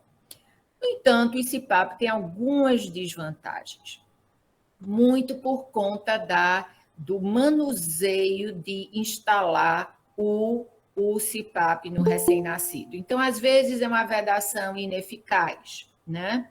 O trauma nasal, a lesão nasal, eu acho que é bastante significativo. Todo mundo tem problema com o trauma nasal. É uma coisa que a gente tenta diminuir com vários bundles de cuidado do CPAP, vários projetos de qualidade dentro da unidade neonatal, e a gente tem passado por períodos melhor, períodos pior, às vezes tem aquele processo inicial é bom, mas depois ele cai, e a gente tem visto que é um problema bem frequente nas unidades. Distensão abdominal, né, principalmente quando a gente usa as PEPs mais elevadas, que às vezes dificulta um pouco a progressão da dieta. Risco de pneumotórax. Geralmente a gente não vê, a gente vê quando a gente usa as PEPs mais elevadas. Não é a PEP-fobia, mas principalmente na Austrália, no Reino Unido, eles trabalham muito com PEPs de 8, 9, 10 nesses prematuros, né? E a gente tem visto que a incidência de pneumotórax deles é mais elevada do que a nossa, e acredito que seja assim, por esse uso um pouco mais elevado do PEP. A gente não tem visto tanto. E a menor tolerância naqueles prematuros maiores e principalmente no termo, né? A gente vê que eles não toleram a pronga ficar lá no CPAP nasal. Então, essas são algumas das desvantagens do uso. Mas o nosso prematuro, até que ele tolera bem melhor. Bom, e aí veio a cânula de alto fluxo como uma proposta de uma ventilação não invasiva, né? E eu questionei aqui, viralizou, porque a gente viu um boom de alto fluxo dentro das unidades, né?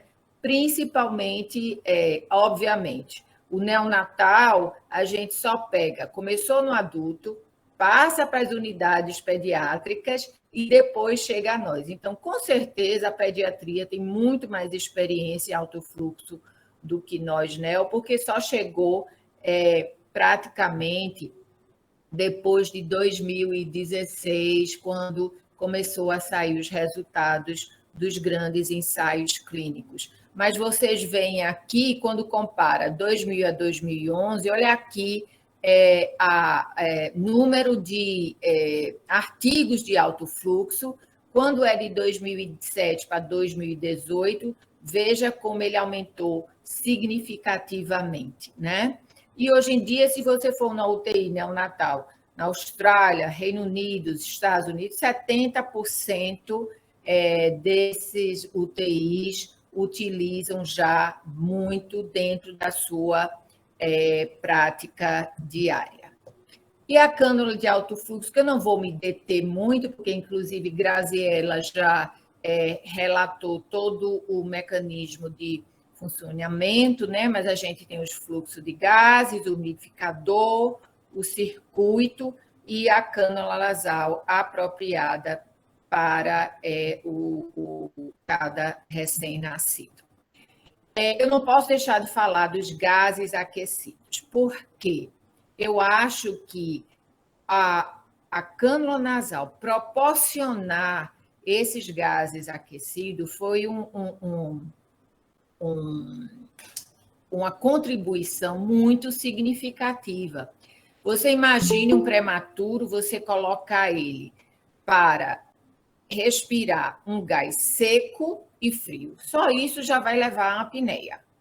Às vezes a apneia é exatamente por esse gás não estar adequado.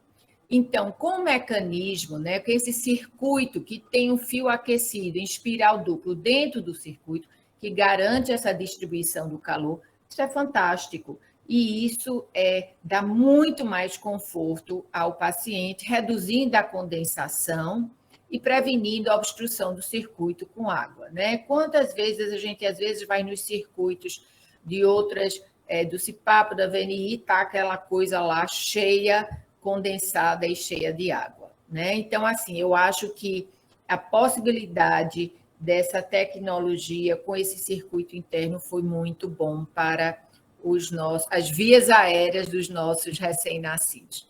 A umidificação também, sem dúvida. Durante a inspiração normal, as vias aéreas condicionam os gases inspirados com calor e umidade e a temperatura corpórea, né? Então, a gente, com esse umidificador, possibilita fazer 100% de umidade relativa. Então, juntando a umidade com a temperatura desses gases, isso vai melhorar muito o transporte mucociliar de defesa, né, do recém-nascido, mantendo as vias aéreas limpas e patentes, né, evitando aquelas aspirações frequentes. Às vezes, quantas vezes você está aspirando o bebê e ele faz uma apneia ou ele faz uma dessaturação, né? Então, diminui até a necessidade do manuseio desses bebês, além de manter, obviamente, o seu mecanismo de defesa e as suas vias aéreas limpas e patentes, né? Então, eu gosto muito dessa figura, porque ele mostra todos as vantagens, né? Os objetivos de você fazer uma ventilação com alto fluxo. Então, novamente, o gás de alta velocidade aquecido e umidificado, né? Uma coisa extremamente importante é que ele reduz o espaço morto faríngeo, né? Reduz a resistência inspiratória. Você sabe que o recém-nascido e a criança, ele tem um espaço morto faríngeo muito maior quando comparado com o adulto, né? Então, o espaço morto vai sendo maior, ele com o alto fluxo, ele vai reduzir esse espaço morto, né? Fazendo também esse washout, né? Essa depuração do CO2 da cavidade nasofaríngea e, ao mesmo tempo, evita a reinalação do CO2. Com isso, há uma redução da resistência inspiratória, uma redução do trabalho respiratório. Então, vários estudos mostram, avaliando, medindo esse trabalho respiratório, que há uma redução, né? A interface, sem dúvida, é uma interface mais simples, mais confortável para os pacientes e, número 1, preferida pelos pais e pelos enfermeiros. E a grande dúvida em relação à pressão. Gera ou não gera uma pressão de vias aéreas como o CPAP, né? A gente sabe que existe essa pressão, a gente não consegue medir e não consegue estabelecer a pressão como a gente consegue quando está no CPAP ou a VNI, mas a gente sabe que ela existe e que ela vai depender dos escape de ar que existe pela cânula, pelas narinas, né? Então sempre só 50% das narinas obstruídas. Ela também depende do peso do recém-nascido e do fluxo e da taxa do fluxo de gás. O fluxo nós usamos entre 2 a 8 litros por minuto e a gente usa quando a paciente está necessitando de menos ou igual a 0,4 de FiO2. e a pressão novamente gerada em vias aéreas é bastante variável. Mas a gente pode ter uma ideia dessa pressão. A gente sabe que a pressão, apesar de ser variada com fluxo, espaço, o escape, interface e o peso, né? Mas é o fluxo, basicamente, é o grande promove essa pressão. E a gente vê que quanto maior o fluxo, maior essa pressão de vias aéreas. Por isso é tão importante, né, como Graziela falou, que com o recém-nascido também ele está precisando, a maior vantagem dele com o alto fluxo não é a oxigênio-terapia, é sim o fluxo de gases que ele está precisando naquele momento. Novamente, a gente, para diminuir, né, essa escape de ar pelas narinas, a gente tem que ter a pronga adequada, né? Isso aqui é mais ou menos o peso aproximado, né? Aquelas coresinhas que a gente usa, né? Obviamente, tem umas que são mais caras, umas são mais acessíveis, né? Quem trabalha em SUS tem essas dificuldades, né? Mas a gente tenta fazer, o importante é fazer para que a ventilação, o aparelho esteja... o aparelho só pode atuar se todas as peças estão funcionando corretamente, né? Esses são os dois que a gente tem aqui no Brasil, pelo menos que eu saiba, mas eu só tenho experiência realmente com o OptiFlow. E aí é um dos nossos pacientes lá no IMIP, só para mostrar toda a montagem, né? Com o bebê, está confortável, está dormindo, está aqui um pouco, está com a sondinha orogástrica, né? Mas ele está tranquilo, e isso é um pilar dos efeitos, das vantagens do alto fluxo, que é o conforto para o paciente. Então, resumindo, né, é uma forma de você realizar um suporte respiratório, né, com todas as suas vantagens, ao mesmo tempo hidrata, está oferecendo oxigênio, está diminuindo esforço respiratório, menor trauma e lesão nasal, sem dúvida. Esse é uma das grandes vantagens, e o conforto ao paciente. Bom, na neonatologia, principalmente no prematuro, quais são as indicações de cânula nasal de alto fluxo para esse grupo? Em primeiro lugar, eu vou discutir aqui 3 indicações. O suporte ventilatório inicial para esse recém-nascido, a indicação do alto fluxo após a extubação traqueal e no desmame da oxigenoterapia, ou seja, que ele está em uso de outra forma de ventilação não invasiva, e vai passar, então, para o alto fluxo. Basicamente, são essas as nossas 3 indicações do uso no período neonatal. Não tão florido como a UTI pediátrica, que tem outras patologias. Achei extremamente interessante, paciente que com fenda palatina vocês conseguiram instalar o alto fluxo, realmente, porque com malformações faciais fica bastante difícil. E achei muito interessante também o catéter de alto fluxo na traqueostomia, né, no paciente traqueostomizado. Bastante interessante. Bom, então, um dos primeiros ensaios clínicos importantes em relação ao alto fluxo em crianças prematuras foi, obviamente, feita na Austrália, porque foi o berço do alto fluxo, né?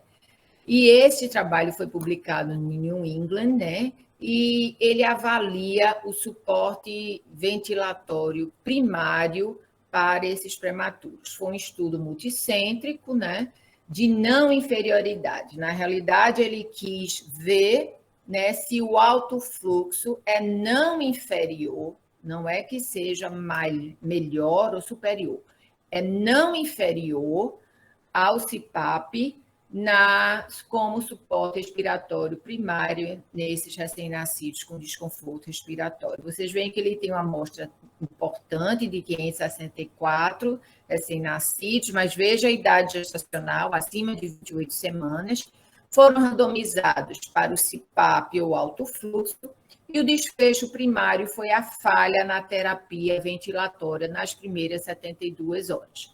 Então, a gente observa que o alto fluxo, a falha foi 25,5%, enquanto no CPAP, 13,3%. Então, realmente, o alto fluxo se mostrou inferior ao CPAP nasal na indicação de suporte respiratório primário inicial nesses prematuros com desconforto respiratório.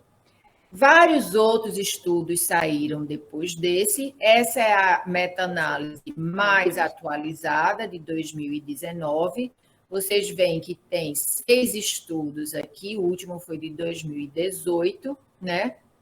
E que mostra aquele lá que eu mostrei anteriormente, foi esse de 16. Você vê que tem a maior casuística. Mas eles mostram que realmente o tratamento, o suporte ventilatório com alto fluxo resulta em uma taxa significativamente maior de falha do que o CPAP nasal, quando usado como suporte primário para o prematuro com desconforto respiratório. No entanto, esse outro começou a surgir os outros questionamentos, né? Tudo bem, o CPAP se mostrou mais efetivo, mas quando é que a gente poderia utilizar essa ventilação com todos esses benefícios? Então, esse estudo de 2019, que saiu também pelo pessoal da Austrália, né? O primeiro foi o Hipster Trial, esse é o Hunter Trial, adoram tudo no H. E o que foi que ele fez nesse estudo? Foi um ensaio clínico, né? Foram 754 prematuros, acima de 31 semanas, e eles estavam com falha no tratamento, né? Do suporte ventilatório. Então, quando esses recém-nascidos estavam com falha de tratamento, 20,5% desses bebês falharam com CPAP, enquanto apenas 10,2% dos pacientes que estavam com CPAP falharam. Mas o interessante desse estudo é que 78 crianças, né, dos 381, falharam com alto fluxo. No entanto, 62 crianças desses 78 fizeram backup do CPAP nasal. Então, eles estavam em alto fluxo, falharam e, para não ser entubado, fizeram backup com o CPAP nasal. E, para surpresa, né, boa, foi sucesso em 41%. Tá? Então, evitou que 41% dessas crianças que inicialmente falharam o alto fluxo, mas que tiveram a oportunidade de fazer o backup com CPAP, 41% teve sucesso. Tanto é que no final do estudo, quando você olha a incidência de ventilação mecânica, ela foi semelhante nos dois grupos, porque houve uma possibilidade de você realizar um backup com o CPAP naqueles crianças que falharam o alto fluxo. E quais foram essas crianças que falharam? Eles viram aqui quais são as crianças, quais são as características desses prematuros que falham alto fluxo, né? Isso é importante para ver se a gente consegue trabalhar nesses fatores de riscos. E eles observaram que eram os prematuros que inicialmente precisavam de uma FiO2 maior que 30% e com a idade gestacional menor que 30 semanas. Calcularam que nesse grupo aqui, desses recém-nascidos, né, principalmente menor que 30 semanas e em vermelho, necessitando mais de 30% de FiDO2, esses pacientes tinham 76% de chance de falhar alto fluxo. Que o alto fluxo tem suas indicações, óbvio, mas se você ou esse bebê já tem grandes fatores de risco que mostram nos estudos anteriores que são propensos a falhar, você não vai instalar logo de cara como primário um alto fluxo. Você parte para outro tipo de ventilação não invasiva, tá? Bom, se tiver o alto fluxo e quiser trabalhar com alto fluxo, qual é a mensagem? Tenha o CPAP de backup. A outra indicação que eu falei foi sobre o alto fluxo usado pós-extubação. Então, novamente, foi um estudo multicêntrico de 303 prematuros menor que 32 semanas, né? E eles consideraram como falha de extubação o período de até 7 dias de vida, né? E o que se observou? No grupo de alto fluxo, 34,2% de falha, e no grupo de CPAP, 25,8% de falha, né? Novamente, nesse estudo, foi possível utilizar o backup com o CPAP, e nesses pacientes que falharam alto fluxo, mas puderam usar o backup, 50% tiveram sucesso.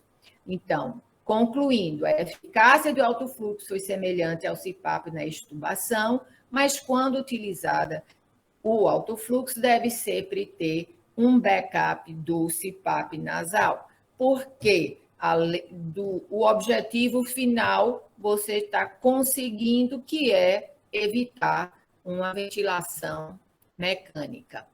Observaram quando é a época de falha na extubação. Vocês veem aqui nessa figura, aqui é o percentual de recém-nascidos sem falha do tratamento, e aqui o número de dias após extubação. Quando é que esses bebês falham? Nas primeiras 24 horas. Depois vocês veem que a falha é maior no alto fluxo comparado com o CPAP. Mas veja, nas primeiras 24 horas, se você passar esse período aqui, tem possibilidade de você ainda aguentar o alto fluxo, mas é o período crítico, né? Então, e as causas dessa falha, 60% foi apneias, 30% a 40% pelo aumento de FiDO2, que ultrapassou 40% a 50%, e 5% a 10% com acidose respiratória. Então, a mais nova meta-análise, quando avalia, a revisão sistemática com meta-análise, que compara o alto fluxo versus o CPAP na falha de extubação, a gente observa, após 3, 6, 9 estudos, que não houve diferença significativa. 16% de falha de alto fluxo, ou de CPAP, 17% no alto fluxo. Então, nos casos de extubação, o alto fluxo se mostra não inferior ao CPAP,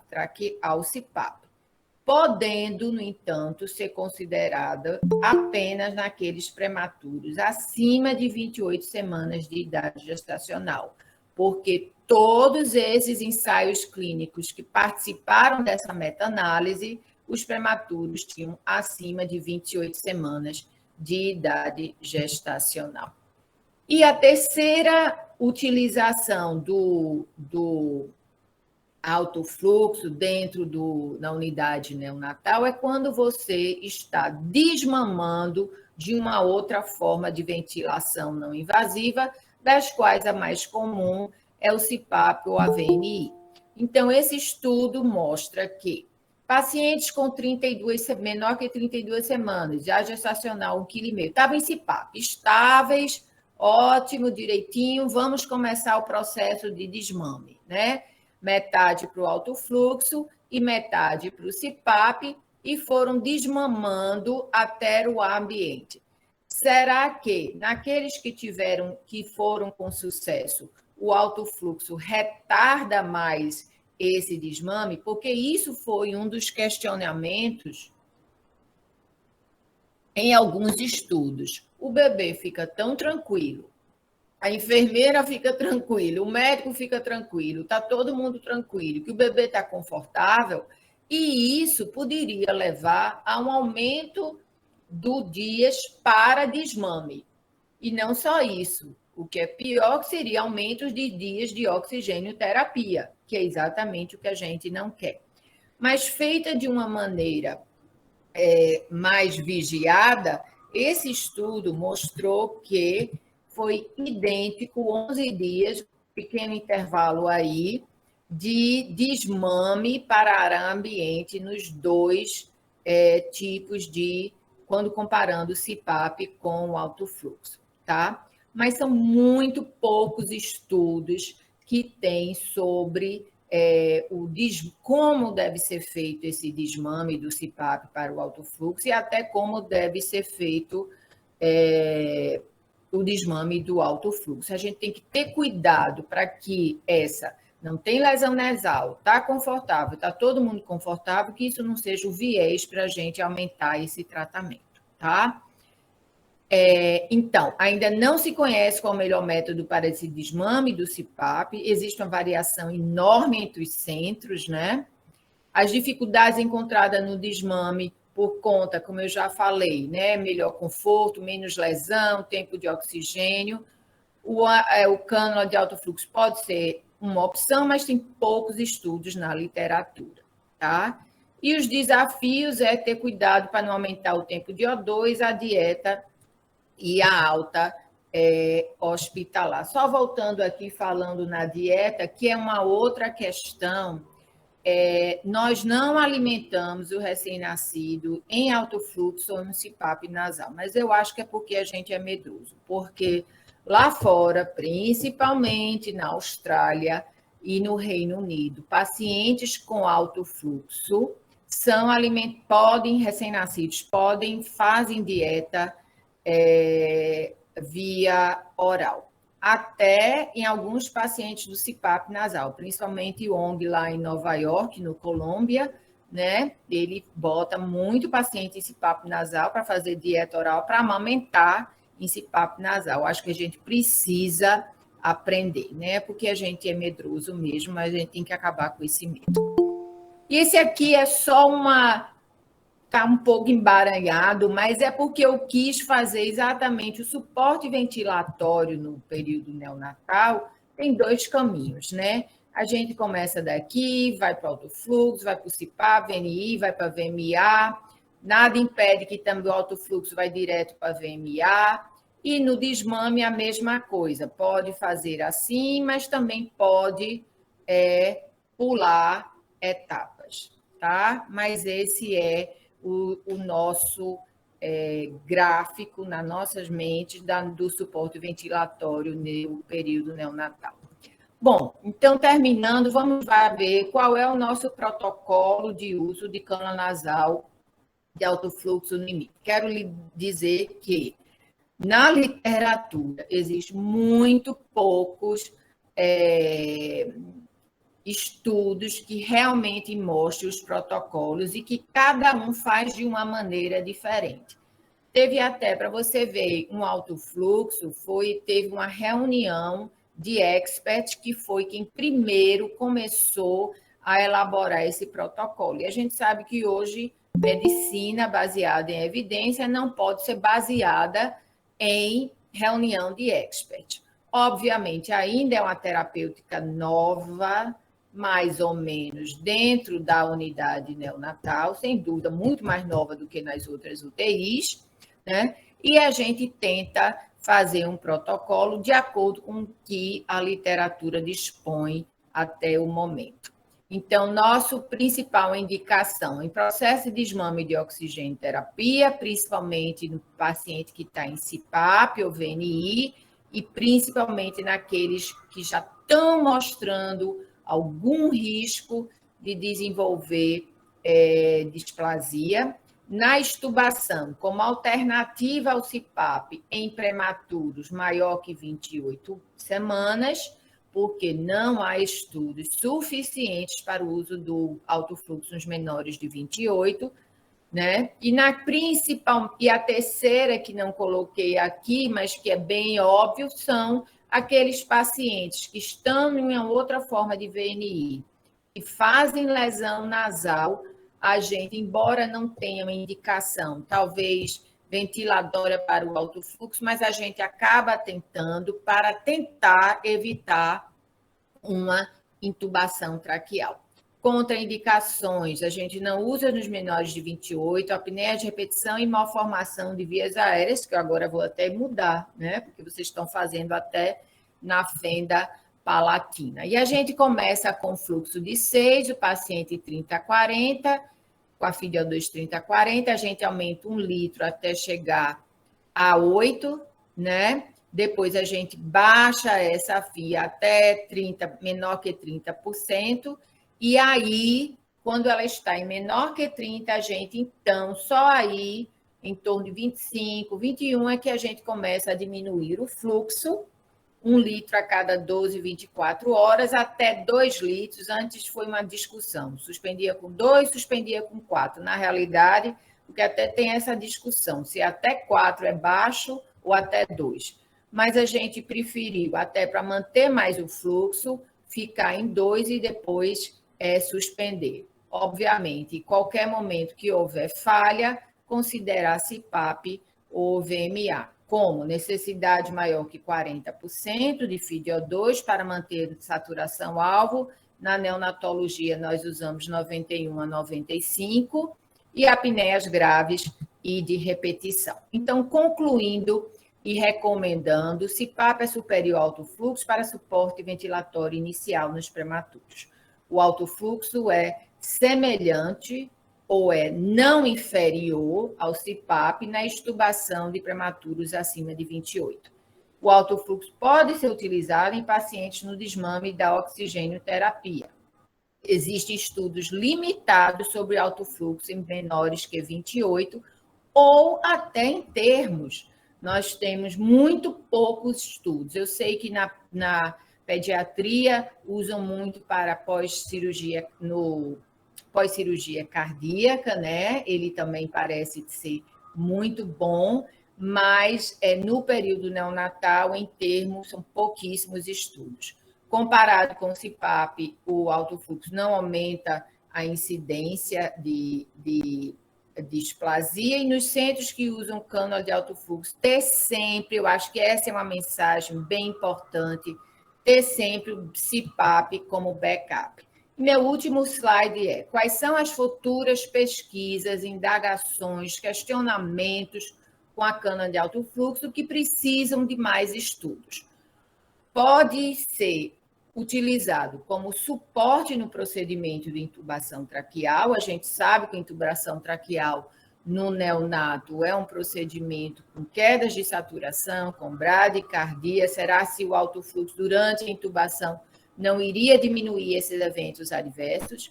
A estabilização do prematuro em sala de parto. Vocês sabem que nós usamos o CPAP, mas quem sabe se o alto fluxo também pode ser uma opção terapêutica na sala de parto, até mais fácil de montar. Utilização do alto fluxo para transporte neonatal, tanto intra como extra-hospitalar. A gente também precisa estudar isso. Precisamos também ver qual é a melhor estratégia para o desmame, tanto do CPAP, que ainda não se sabe, como também do alto fluxo. O uso e indicação dos menores do alto fluxo em menor de 28 semanas. Precisamos estudar mais e ver se eles são aptos, se eles são candidatos para essa terapia. E também a indicação para os recém-nascidos a termos. Então, esse é o IMIP. Muito obrigada por todos. Quando forem para Recife, estamos dispostos, venha visitar a nossa instituição. Muito obrigada. Obrigada, doutora Gilcile. Foi uma excelente palestra, né? Acredito assim que esclareceu várias dúvidas. Eu gostei do final, que fomentou, né, algumas ideias aí para que a gente possa levar adiante. Eu acho que foi bem pertinente essa sua fala. E esclareceu também porque a gente entende que o neonatal é um público mais específico, né? Então, a gente precisa de fato amadurecer, mas conseguiu trazer assim, informações importantes, principalmente no quesito controvérsia, muitas vezes dúvidas que surgem quando o seu CPAP, se o CPAP substitui em relação ao catéter nasal de alto fluxo, e na sua apresentação trouxe informações importantes que norteou e clareou essas dúvidas, tá? Então, parabenizar, foi excelente, parabenizar também a doutora Graziella, e vou abrir agora, tá? Esse intervalo para que a gente possa ver quais foram as dúvidas que surgiram e aproveitar, né, esse momento para a gente poder esclarecer, tá? Então, houve uma pergunta aqui da fisioterapeuta doutora Marcele Vieira, que é para a doutora Graziella, perguntando, doutora, primeiramente, parabenizar pela sua apresentação, obrigada por partilhar um pouco da sua experiência conosco, e gostaria de saber se, na sua vivência, alguma criança teve alta fazendo uso do alto fluxo com indicação de uso domiciliar. Aí ela ressalta, estamos iniciando o uso do alto fluxo em domicílio em meu serviço, por enquanto ainda para pacientes adultos. A Marcele, né? Marcele, isso. Marcele, obrigada da sua pergunta.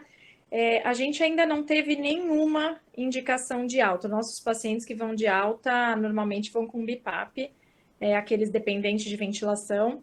O Ervo tá agora aqui, né? Que eu acho muito complicado a gente mandar para casa pensando aí num 2 fluxômetros com torpedo de oxigênio, torpedo de ar. Eu acho que não tem muito sentido. Então, agora que você sabe que teve uma época que a gente teve uma criança que ficava muito bem, era uma bronquiolite obliterante, ela ficava muito bem no high flow, só que era a questão de ter dois torpedos e aí ficava inviável essa criança ir para casa. Eu acredito que com a vinda do Ervo, o Ervo que eu testei, que eu usei, era um Ervo que dava para usar domiciliar. Então, eu penso que vindo o domiciliar, o Ervo 2, sim, dá para usar em casa, sim. É que realmente, por exemplo, eu na pediatria do Sírio, eu tenho o Ervo 2 agora que o Covid diminuiu e que os adultos deram para gente. Foi agora que veio. Porque até então eu só usava 2 fluxômetros, eu não tinha o Ervo. Mas eu acho que sim. Mas com o Ervo, eu acho que sim, é bem possível a gente conseguir dar alta com catéter de alto fluxo, que até essa é a ideia. Isso. Ela até reforçou aqui ao final, doutora, falando que a experiência que ela está tendo no momento é com o MyErvo, né? Que é o dispositivo indicado para o alto fluxo domiciliar. Então, hoje nós temos a solução completa, né? Do hospital ao domicílio. E é um dispositivo que é justamente indicado para esses pacientes fazer o uso contínuo em domicílio, que ele possibilita o uso com concentrador de oxigênio, né, e é um gerador de fluxo, né, não há necessidade de ar comprimido, então facilita esse manejo também no pós, na indicação do paciente utilizar em casa. Ok, temos aqui a doutora Ana Luísa, tá, que fez uma pergunta para a doutora Jucile. Ela pergunta, doutora Jucile, a pressão gerada pelo alto fluxo no RN é significativa a ponto de podermos usá-la em patologias que demandem esse mecanismo?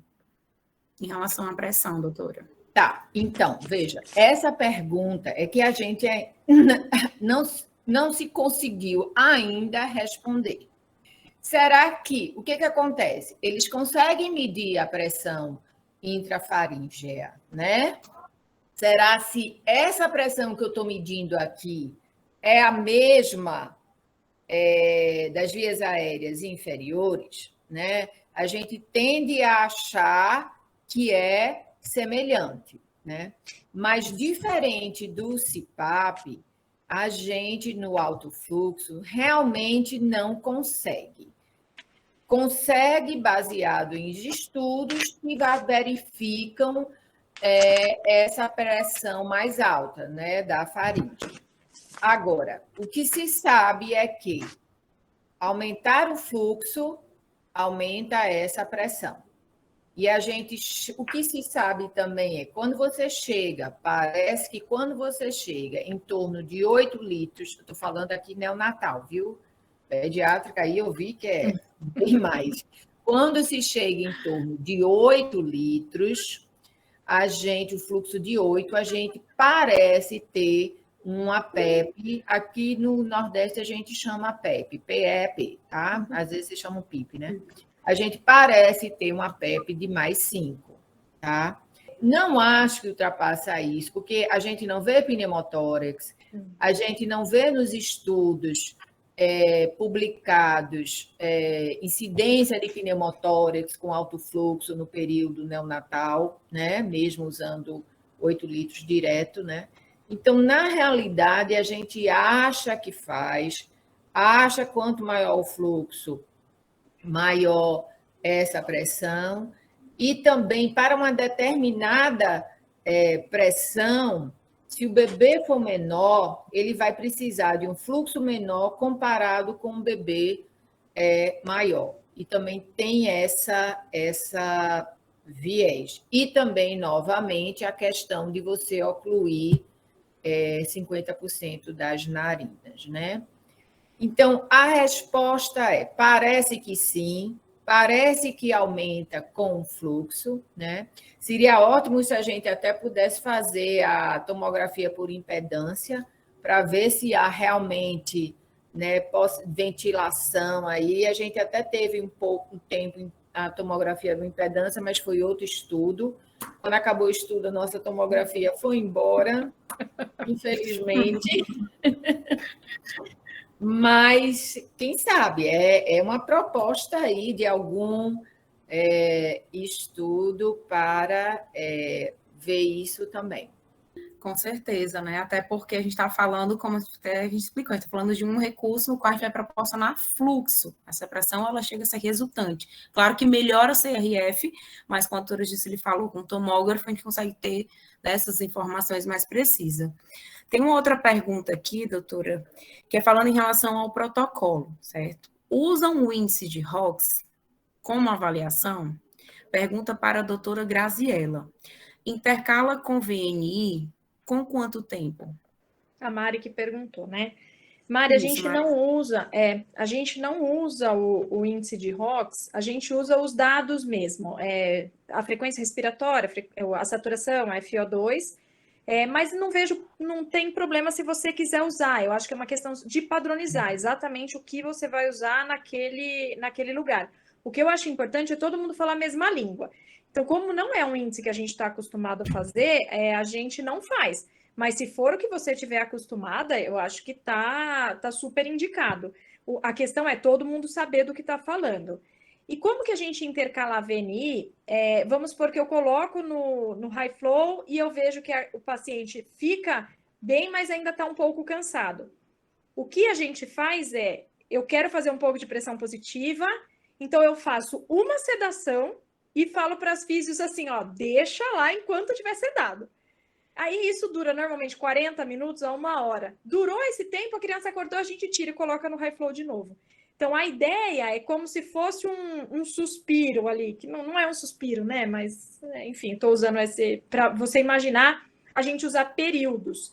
Então, é mais do que fazer uma RPPI, que isso a gente já faz durante os atendimentos de físio, já faz RPPI, mas a gente dá a criança que precisa, que são normalmente tipo 99%, a gente faz uma sedação, mas não é aquela criança que vai ficar na VNI full time, que eu preciso ficar sedando o tempo todo. Que aí a criança daí não tem benefício, né? Que aí eu fico sedando e enche de secreção, e eu tiro a VNI e eu fico num bolo. A ideia são períodos curtos de VNI durante o dia.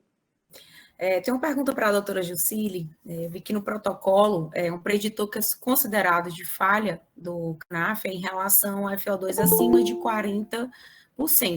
Né? Então, baseando-se nisso, eu gostaria primeiro que a senhora falasse um pouco da sua experiência, qual a justificativa para considerar esse um preditor de falha e se existe um intervalo de tempo de análise também considerando esse parâmetro.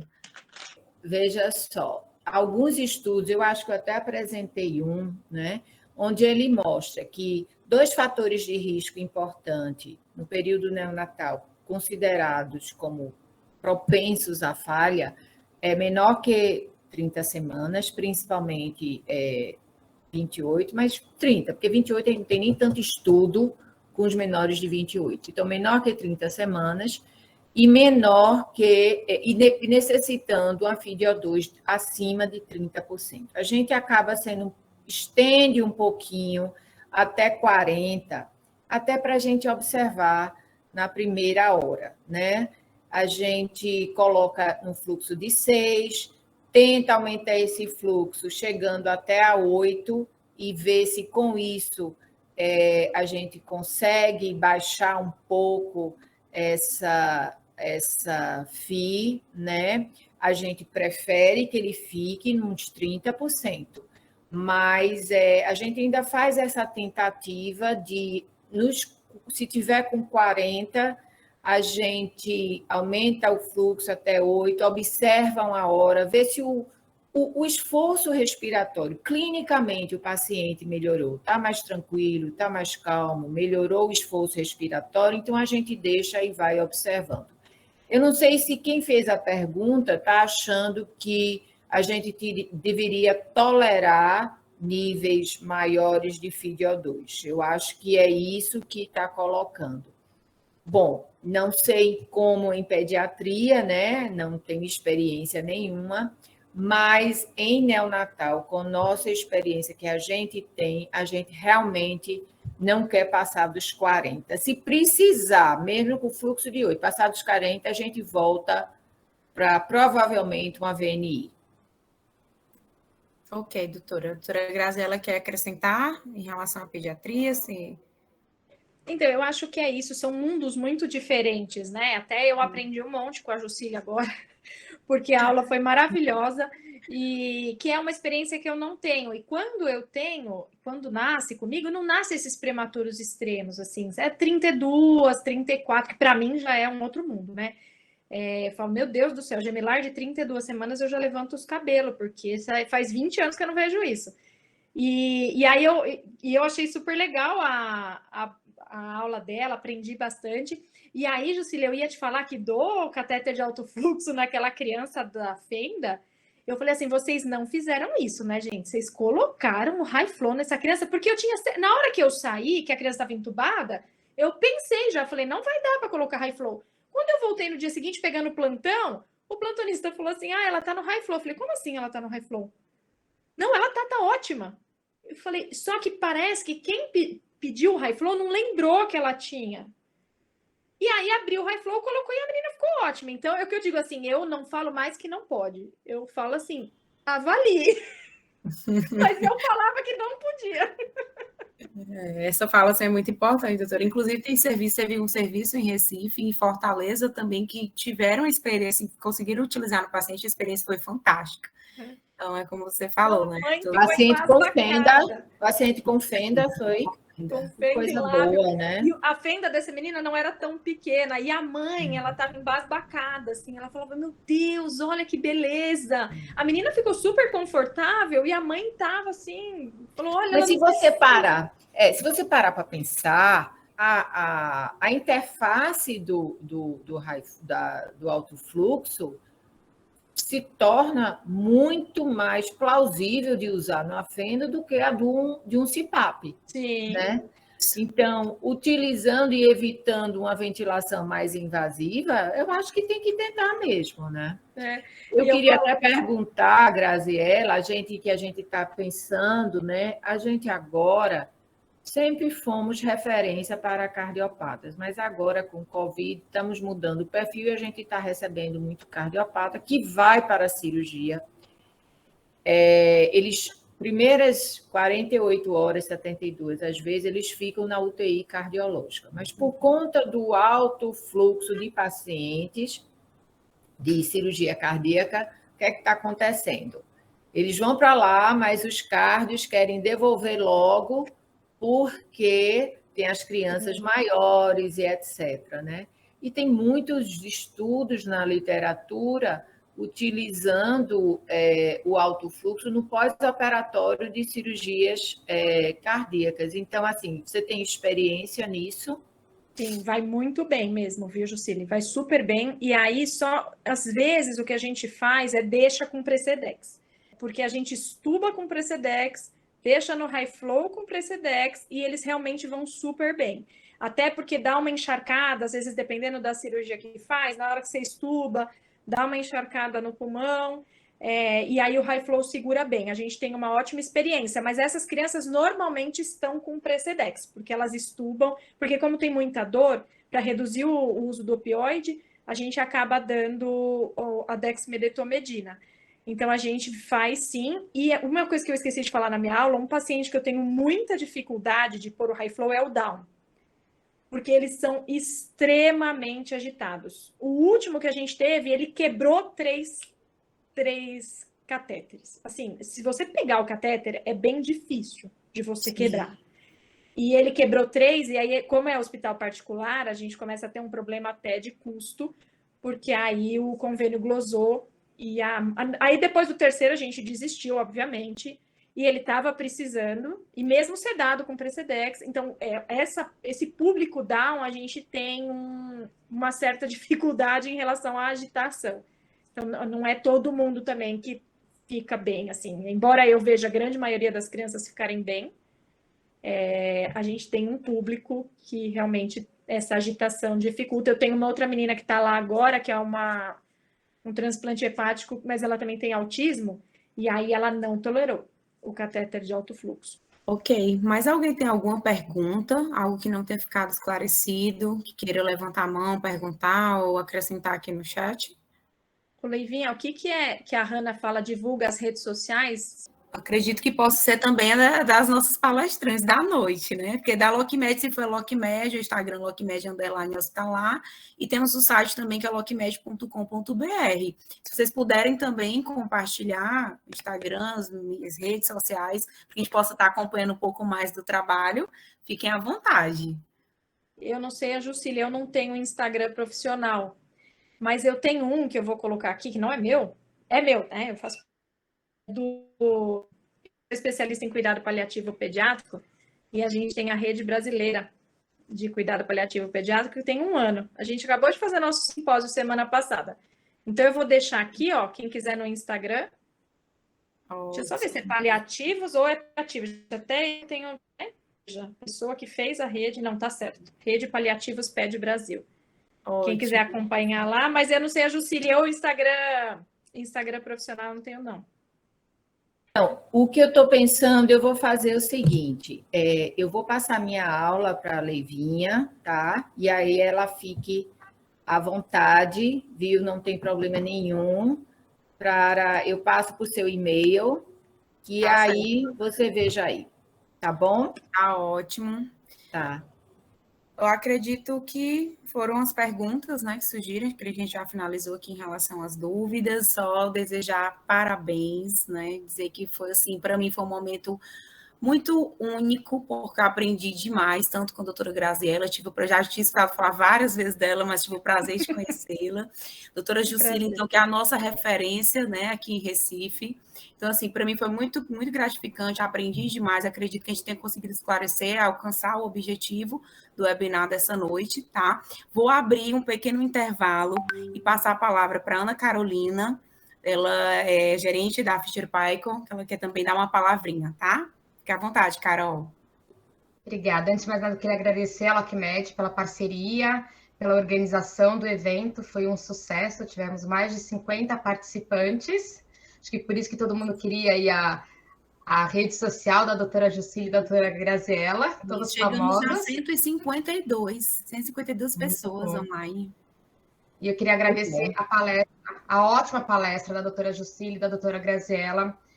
Eu achei fundamental.